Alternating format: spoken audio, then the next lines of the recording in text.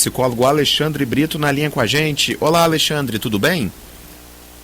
Salve, salve, Leandro. Boa tarde para quem nos ouve, boa tarde para todo mundo aí da equipe Band News. Alexandre, hoje você vem trazer um tema muito importante, eu acho, principalmente porque muita gente fala sem saber da esquizofrenia, às vezes usa até como uma forma de ofensa, né? Fulano de tal é esquizofrênico, olha como é que ele é. Acaba utilizando esse termo como uma ofensa a algumas pessoas, sendo que é uma doença, né? Um quadro de saúde que tem um diagnóstico, tem tratamento. Explica pra gente então, Alexandre, o que é a esquizofrenia?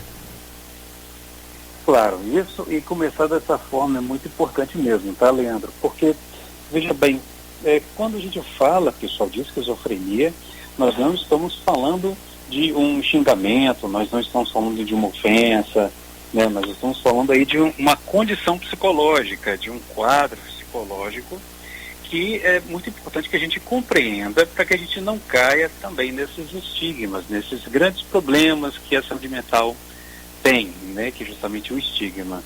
Então a gente precisa entender até para respeitar e saber o lugar desse diagnóstico no campo social, porque ele é um problema considerado também psicossocial, porque esquizofrenia, como é um diagnóstico, assim como autismo, assim como TDAH, ele também acaba tendo direitos sociais, direitos medicamentosos, direitos que são adquiridos a partir dessa condição. Então, vamos tentar entender melhor o que é a esquizofrenia sem estigmas. Bom, pessoal, a esquizofrenia, ela é considerada uma psicose, né? O que são as psicoses, para a gente entender a esquizofrenia? É tudo aquilo, pessoal, aquelas condições psicológicas em que a gente acaba se estruturando de um modo em que você pode perder a realidade. Como assim, Alexandre, perder a realidade? O que você está querendo dizer com perder a realidade? Veja bem, pessoal, quando eu falo perder a realidade na esquizofrenia, é justamente quando a pessoa tem manifestações de pensamentos, de ideias, ou ela vê coisas, objetos ou pessoas que apenas ela tem essa experiência. Então, um exemplo do pensamento que eu disse antes, né, que só ela tem. Na esquizofrenia, nós consideramos pensamentos delirantes, na qual a pessoa, por exemplo, começa a ter ideias de que estão perseguindo ela, que está havendo um complô contra ela, que algumas coisas giram em torno dela, que algumas coisas que ela acaba lendo no jornal é como se estivesse mandando uma mensagem para ela. E na alucinação, pessoal, para quem não sabe, a alucinação é quando eu vejo coisas que outras pessoas não veem, apenas eu vejo e eu tenho certeza que essa coisa está lá. Então, por exemplo, a pessoa acaba olhando, vou dar um exemplo simples, olha para o rosto de outra pessoa e olha essa outra pessoa, às vezes, com lágrimas de sangue, vamos dizer assim, tá? E, na verdade, essa lágrima de sangue não está lá, apenas a pessoa está vendo. Um outro exemplo, você, às vezes, tem a sensação de que tem aranha andando no seu braço à noite. Aí você acende a luz, apavorada, e não vê mais nada. Ou você continua vendo a aranha e outras pessoas próximas de você dizem que ela não está lá. Então, são experiências nesse sentido que trazem uma perturbação, trazem um sofrimento, que precisam ser tratados com um psicólogo, precisam ser tratados com um medicamento, com um psiquiatra, precisa também de, muitas vezes, o serviço social, né, com assistentes sociais contribuindo também para o caso e principalmente o rede de apoio da família. Então, a esquizofrenia, pessoal, é um caso que tem que ser levado muito a sério, porque é um adoecimento que pode levar à morte, pois pelo menos 20% dessas pessoas que têm um quadro de esquizofrenia ou desencadeiam a esquizofrenia pensam em suicídio. Então, é um pouco isso. É claro que quem conhece a esquizofrenia e está me ouvindo falar, eu estou falando de forma bem reduzida, simples, sem ser simplório, para que quem nunca ouviu falar tenha um melhor conhecimento. Eu queria perguntar, Alexandre, a reação da pessoa quando tem essas visões, eu acho que a gente pode definir dessa forma, ela é violenta, porque a esquizofrenia, eu acho que para a maioria das pessoas, o senso comum aponta, estabelece a esquizofrenia também como algo violento. Ou a reação da pessoa nem sempre é assim, ela cai em depressão, ela duvida de si mesma. Qual é normalmente a reação? Ou cada pessoa tem uma reação e não há uma predominância? Cacá, em geral, é muito mais comum, mas muito mais comum, se tiver um comportamento violento, é com ela mesma. Então, às vezes, por exemplo, deixa eu pegar exemplos menos agressivos, assim, para falar ao vivo. A pessoa, às vezes, ela começa a ter essa sensação na pele, e às vezes ela pega uma colher e começa a raspar a pele para tentar tirar essa sensação. E ela começa a se machucar, a se lesionar, e ela continua vendo aquilo ali na pele, e ela continua se machucando. Então, é mais assim, se tiver, em geral, é com ela mesma. É claro que existe todo um cenário, até no cinema, nas séries, né, que tem até o filme Psicose, né, que é um clássico, que vai mostrar, assim, uma violência contra o outro. Eu me direcionando agressivamente com a minha esquizofrenia contra o outro. Mas se você quiser, Cacá, ou nossos ouvintes, ver uma experiência de esquizofrenia em filme, mas uma coisa mais bem feita, tem aquele filme Mente Brilhante. Não sei se vocês assistiram, vocês já viram esse filme clássico? Sim. Eu assisti, sim.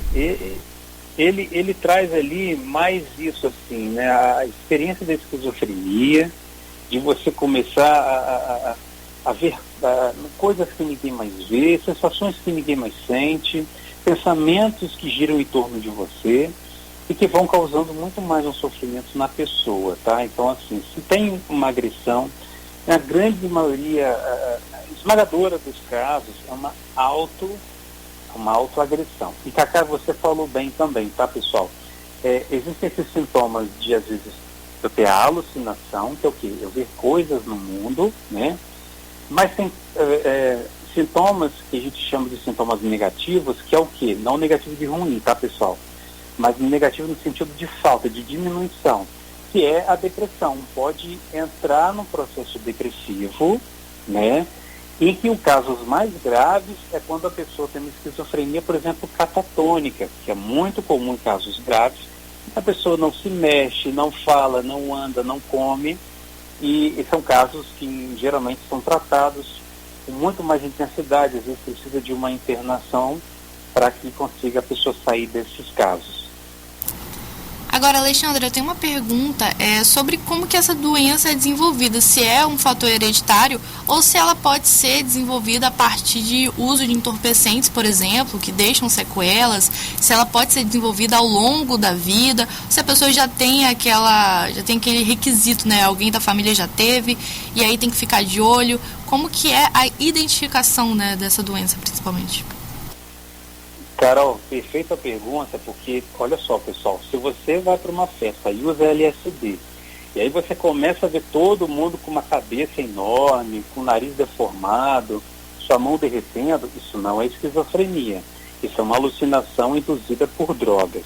Mas o uso de drogas, bebida alcoólica, né, droga sintética ou não, pode desencadear a esquizofrenia, e a pessoa vai ter esse quadro mais permanente, mesmo sem a droga, tá bom?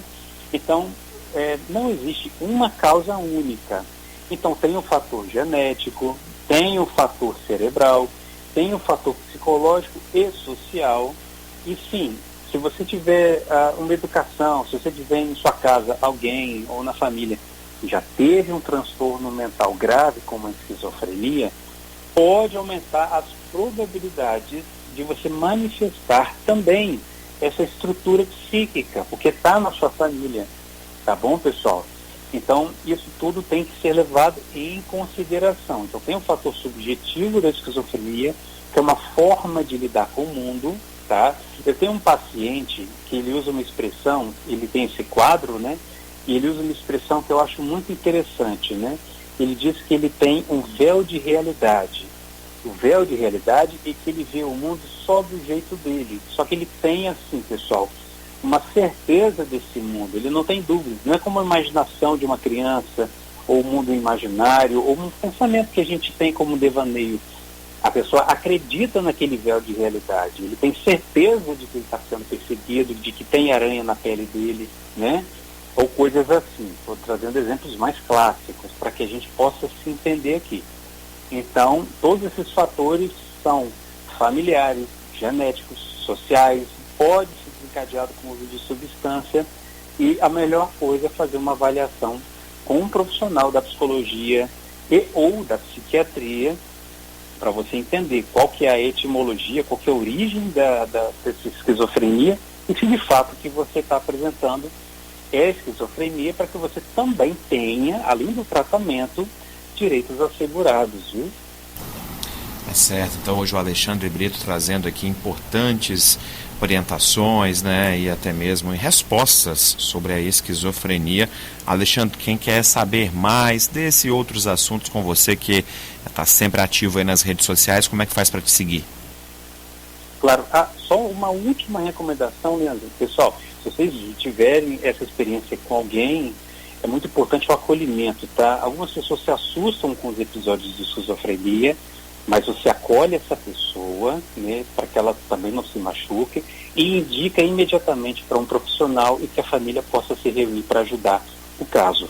E quem quiser me acompanhar mais sobre esse assunto e bater um papo comigo, vocês me encontram no Instagram, @Alexandre_psicologia, Alexandre_psicologia, ou vocês me encontram no telefone também para atendimentos e palestras no 27 99943 1968, 27 999 43 1968, e até segunda-feira que vem, pessoal. Tchau, Alexandre. Até semana que vem.